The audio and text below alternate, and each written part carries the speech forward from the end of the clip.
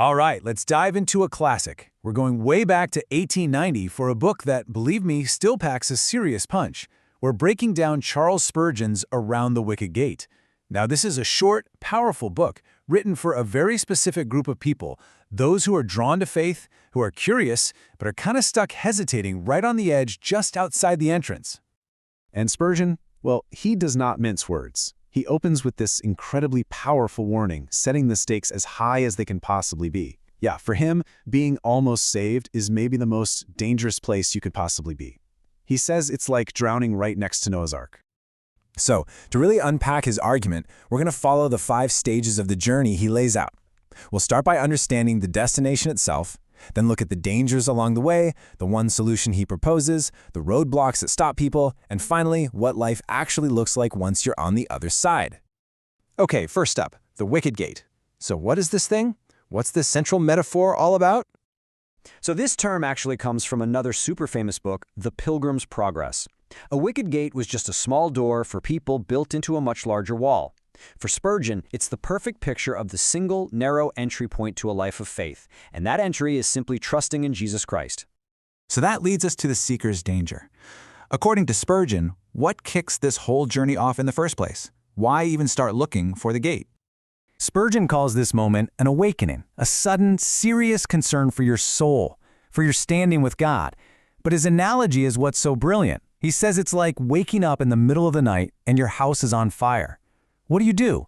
You don't sit on the edge of the bed and think, wow, I'm so glad I'm awake right now. No, you run for your life. The awakening isn't the point. It's the alarm bell telling you to escape. And this is where he makes a really, really crucial distinction. Being awakened is not the same as being saved. You see, realizing you're in danger isn't the escape.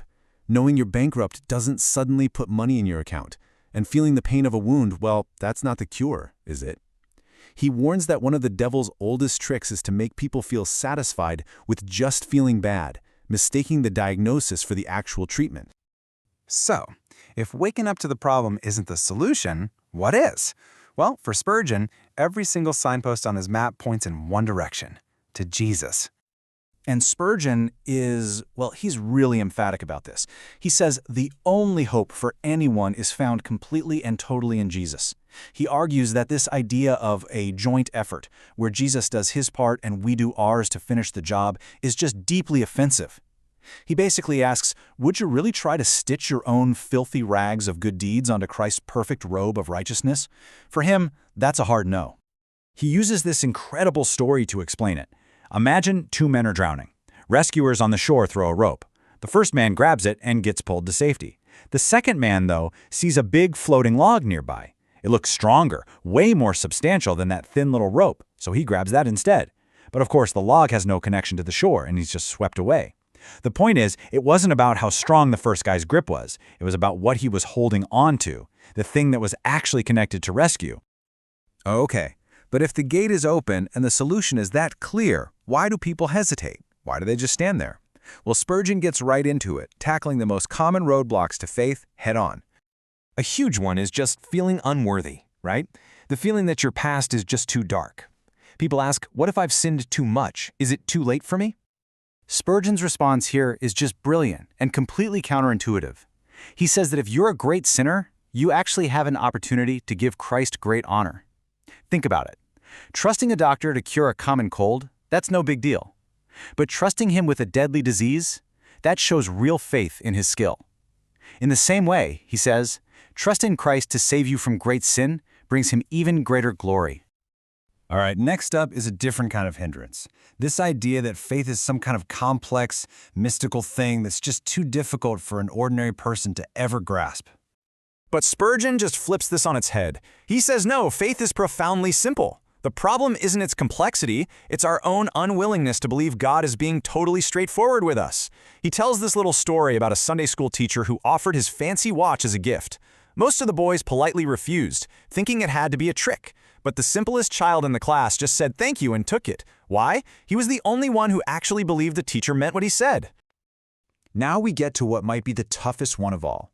What if there's that one specific sin a person just doesn't want to let go of? A grudge, a habit, a relationship they know is wrong, but they're just too attached to it. For Spurgeon, this one is a complete deal-breaker. He says Jesus came to save people from their sin, not in their sin. And his analogy here is so vivid. You can't save a tree that's being choked to death by ivy if you're forbidden from cutting the ivy away. The ivy is the very thing that's killing the tree. To be saved from sin requires a willingness to actually be separated from it. And all of this leads to our final section, a new life of trust. So what does life actually look like for someone who finally decides to step through that gate? He outlines a whole new way of living, and it is based entirely on trust. First, you accept your new status, not that you hope you'll be saved someday, but that you are saved right now. Second, you start trusting God with everything, the practical stuff, the mundane stuff. Third, you don't fight sin with your own willpower anymore, but with His power. And finally, you get to live with this deep sense of joy and hope for what's ahead. And the crucial point here is that this is not some Sunday-only religion. Spurgeon is all about what he calls everyday faith, a faith that's just as real in the kitchen or the workshop as it is in a church. It's about trusting God with the rent, with the weather, with your struggling business, not just with abstract spiritual ideas.